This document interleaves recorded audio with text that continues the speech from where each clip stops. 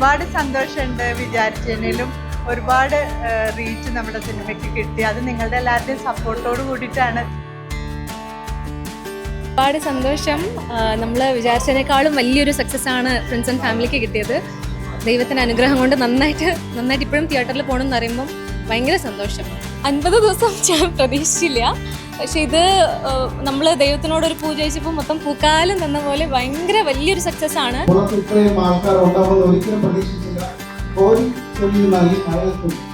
നമ്മുടെ ഈ സിനിമയുടെ 50ാം ദിനം ആഘോഷിക്കാൻ എത്തിച്ചേർന്ന എല്ലാവരോടും ഹൃദയത്തിൽ തൊട്ട് നന്ദി പറയുകയാണ്. വേദിയിലേക്ക് സ്വാഗതം ചെയ്യുകയാണ്.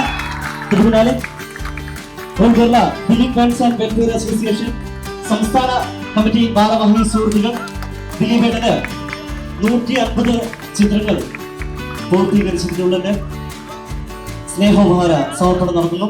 ദിലീപേട്ടൻ കടന്നു വന്ന വഴികളിലൂടെ ആ സമയത്ത് നമ്മളൊക്കെ ചെറുപ്പമായിട്ടിരുന്നപ്പം ഞാനും ഷാരിഫൊക്കെ പറഞ്ഞിട്ടുണ്ട്, ദിലീപേട്ടൻ്റെ സിനിമകളൊക്കെ കണ്ടിട്ട് ഞങ്ങൾ വളരെയധികം സന്തോഷിച്ചിട്ടുള്ള അല്ലെങ്കിൽ ഒരുപാട് ചിന്തിച്ചിട്ടുള്ള ചിരിപ്പിച്ചിട്ടുള്ള വ്യക്തിയാണ് ദിലീപേട്ടൻ. അപ്പം ഞാൻ ഒരുപാട് സിനിമകൾ എടുത്തു കഴിഞ്ഞിട്ടാണ് ദിലീപേട്ടനായിട്ട് ഈ സിനിമയിൽ അസോസിയേറ്റ് ചെയ്യാനായിട്ട് പറ്റിയത്.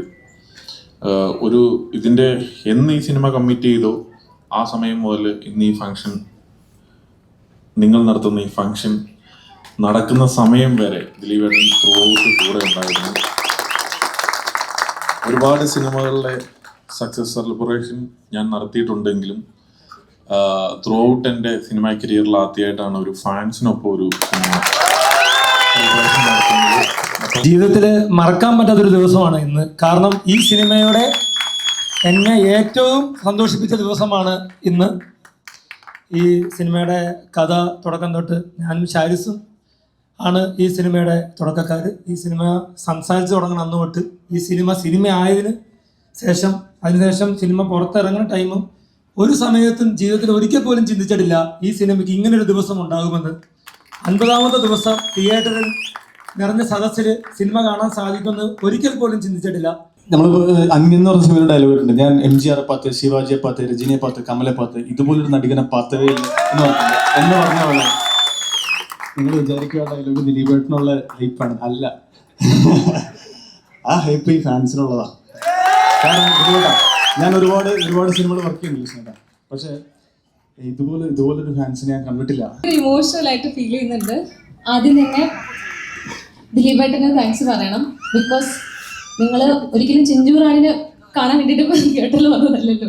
ദിലീപേട്ടനിലൂടെ ലിസ്റ്റിൻ ചേട്ടൻ്റെ മേലിലുള്ള ട്രസ്റ്റ് കാരണം, ബിൻഡോ ചേട്ടനിലൂടെ ഷാരിസ് ചേട്ടൻ്റെ മേലുള്ള വിശ്വാസം കാരണം നിങ്ങൾ എന്നെ കണ്ടതാണ്. അതിൽ ഞാൻ എന്നും ലൈഫിലോ കടപ്പെട്ടിരിക്കും.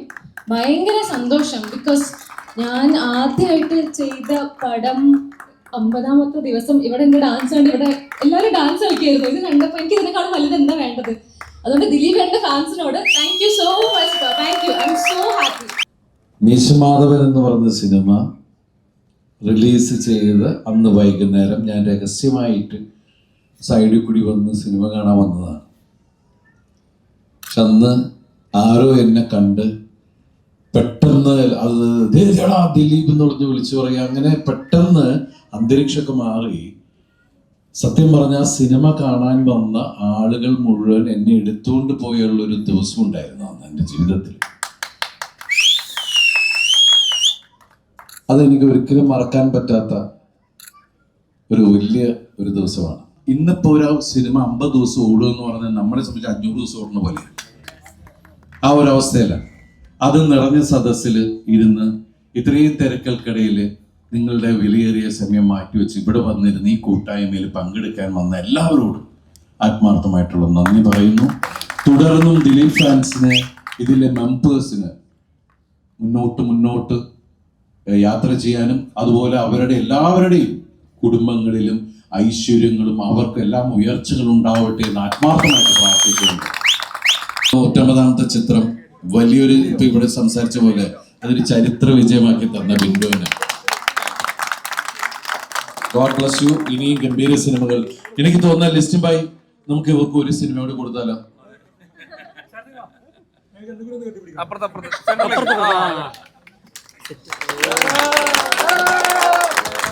Thank you.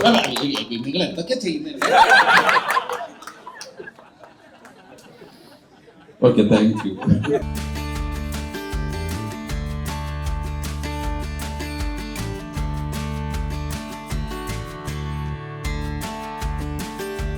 Thank you all.